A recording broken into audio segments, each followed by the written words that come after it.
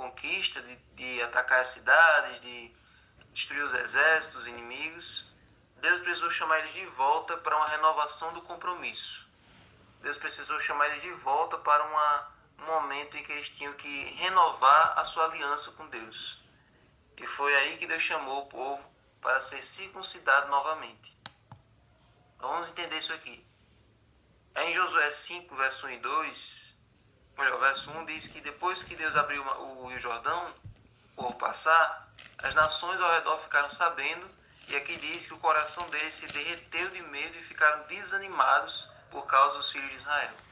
Ou seja, agora o terreno estava preparado para o povo de Israel passar arrasando tudo, porque as nações estavam com medo, estavam arrasadas por causa da presença do Deus de Israel ali, dando a vitória para o seu povo.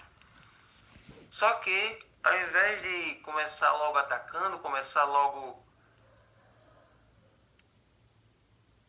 o processo de conquista, então Deus chamou eles para esse momento íntimo, para esse momento diferenciado. Olha aí, verso 2. Naquele tempo o Senhor disse a Josué: faça facas de pedra e passe de novo a circuncidar os filhos de Israel. Mas por que isso? Então Josué fez facas de pedra e circuncidou os filhos de Israel em Gibeat Haralote.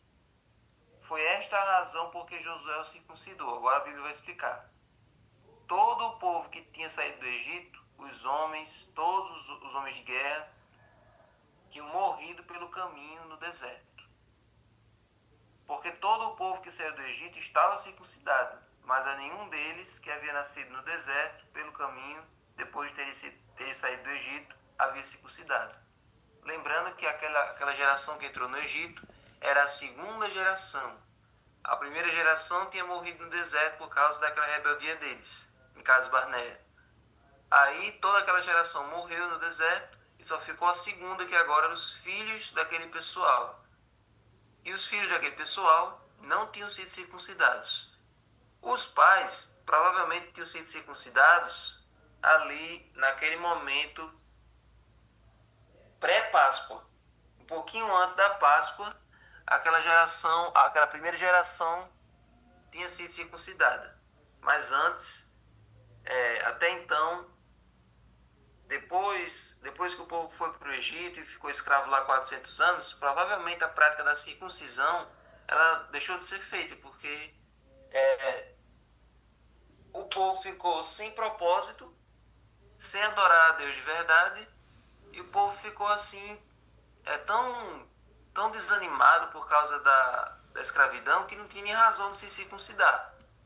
Então, ali, um pouquinho antes da Páscoa, Moisés fez a circuncisão, ordenou a circuncisão dos filhos de Israel, e aí eles já foram para o êxodo já circuncidados, porque só poderiam participar da Páscoa se tivesse circuncidado.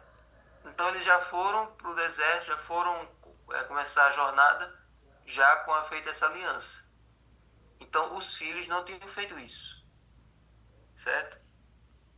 E olha o seguinte, a renovação da aliança que Deus fez aí com aquela segunda geração foi em resposta ao ato miraculoso e da graça de Deus ao abrir o Rio Jordão para eles. Então, gente, a nossa aliança com Deus deve ser sempre uma resposta de gratidão e nunca uma tentativa de obter benefícios. Isso aqui é muito importante. A nossa aliança com Deus deve ser sempre uma resposta de gratidão e nunca uma tentativa de ganhar nada. Existe aquele verso que está lá em 1 João que diz que nós amamos porque Ele nos amou primeiro. Tudo que nós fazemos para Deus é só uma resposta ao que Ele já faz por nós. Você nunca vai tomar uma iniciativa em relação a Deus. Ah, Deus está ali, eu estou aqui e Deus não faz nada, então eu vou dar o primeiro passo. Vou tentar chegar mais perto de Deus para ver se Deus chega mais perto de mim. Não existe isso. Deus corre atrás de você todos os dias. Deus faz milagres por você todos os dias. É o que as músicas disseram aí. Todo dia Deus renova a sua misericórdia. Todo dia Deus dá o fôlego de vida sem você merecer. Então tudo que você faz para Deus é uma resposta, é uma reação à ação primordial de Deus. Então, nossa aliança com Deus é uma resposta de gratidão. e não a tentativa de obter benefícios. Tem gente que acha que dar o dízimo, tem gente que acha que ir à igreja é um favor que está fazendo a Deus, que isso vai deixar Deus mais feliz, que isso vai fazer você ganhar pontos em relação a Deus, e isso é uma forma de comprar as bênçãos de Deus. Não é isso.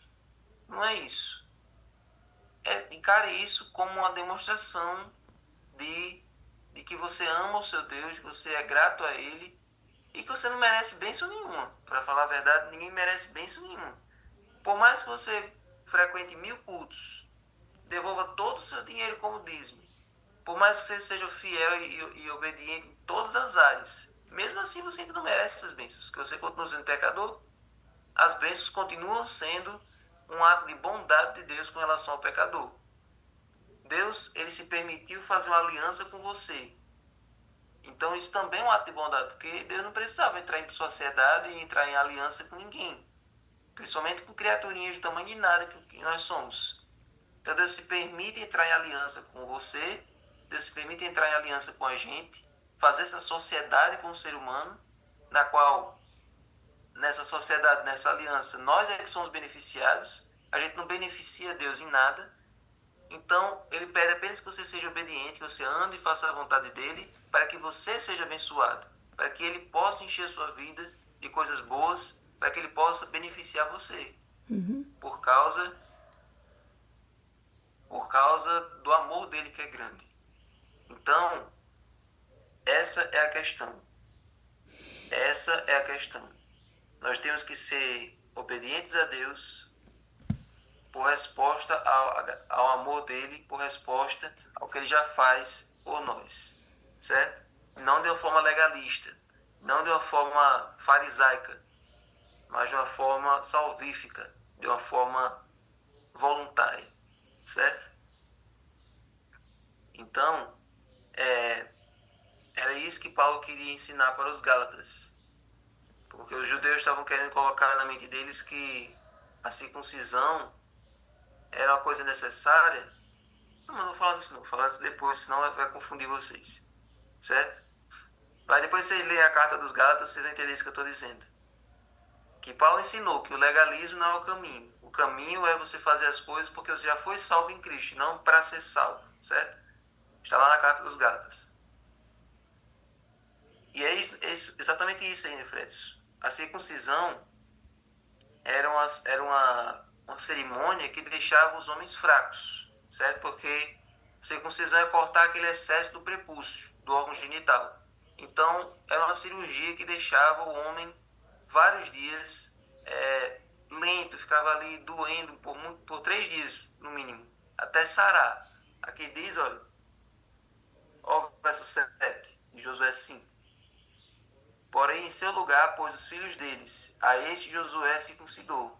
Estavam incircuncisos, porque não os circuncidaram no caminho. Depois que toda a nação foi circuncidada, ficaram no seu lugar no arraial até que sararam. Ou seja, era uma ferida, era uma marca de cirurgia que precisava dar um tempo para cicatrizar.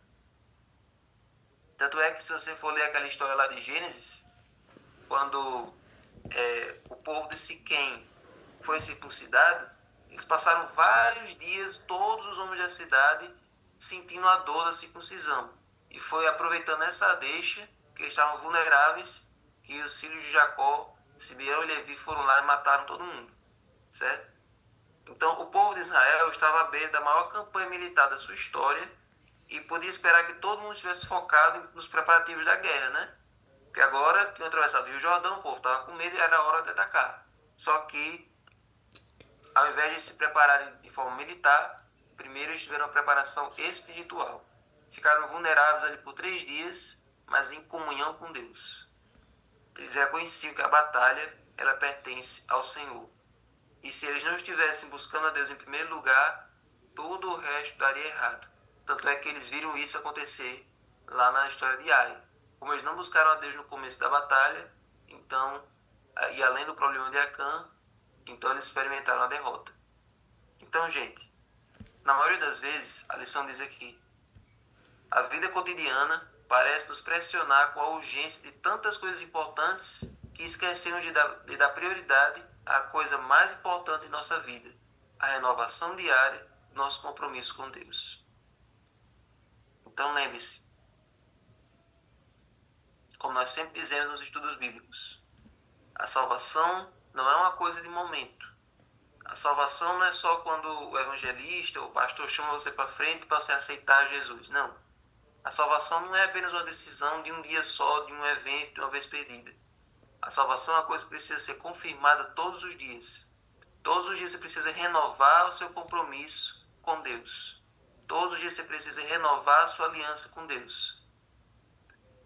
Assim como no casamento existe aquela celebração das bodas que acontece depois de um certo período, você se casa uma vez, mas existe um aniversário de 10 anos, de 20 anos, 30 anos, onde o casal ele faz novamente aquela cerimônia para celebrar o amor, para renovar a aliança um com o outro. Eles já se conhecem, eles já sabem os defeitos um do outro, eles já têm uma história já vivida entre eles, mas é sempre bom renovar os votos do casamento para que o amor se mantenha vivo, para que o senso de união, de compromisso se mantenha ali firme. E do mesmo jeito é com Deus. Renova o seu compromisso com Deus todos os dias, para que você não perca o seu primeiro amor, para que você não perca aquela paixão que levou você a se apaixonar por Jesus no começo. Tem um filme que era um homem que se apaixonou por uma mulher que todo dia ele se esquecia todos os eventos do dia. O nome do filme é Como Se Fosse a Primeira Vez. A mulher vivia o dia, aí ele se apaixonava por ele, aí quando dormiam juntos, no outro dia, quando acordava, ele esquecia totalmente o dia anterior. E aí ele começou a ficar agora determinado a fazer com que todos os dias ela se apaixonasse por ele de novo. Então ele gravou uma fita, um vídeo, onde todo dia ele explicava quem ele era, como eles tinham se conhecido, o que levou ele a ficar com esse negócio de se esquecer de tudo, e todos os dias ele se esforçava para fazer aquele amor dar certo. Então todos os dias tinha uma renovação ali daquela paixão. Todos os dias ele se esforçava para ela se apaixonar por ele de novo. Então, quase do mesmo jeito é a nossa relação com Cristo. Volte ao primeiro amor todos os dias. Não deixe a chama se apagar. Não deixe aquele entusiasmo pela missão se esvanecer com o tempo. Renove a sua aliança, o seu compromisso, o seu relacionamento com Jesus todos os dias. Para que todos os dias você sinta mais amor por Ele em resposta ao amor dele que é infinito por você todos os dias também. Amém. Amém? Senhor Deus, muito obrigado, Senhor, por essa lição. Muito obrigado, Senhor, por esse estudo da Tua Palavra. Te pedimos, Senhor, para que nós possamos responder afirmativamente ao Teu amor em cada decisão nossa durante o dia. Que possamos Te consultar antes de qualquer batalha, antes de qualquer problema, e que o Senhor possa ser o primeiro em nossa vida, que o Senhor lute por nós em nossas batalhas. E agora abençoe o estudo do livro, ouso pedir mais, e também a caminhada que vamos fazer daqui a pouco. Em nome de Jesus. Amém. Amém. Acunhe.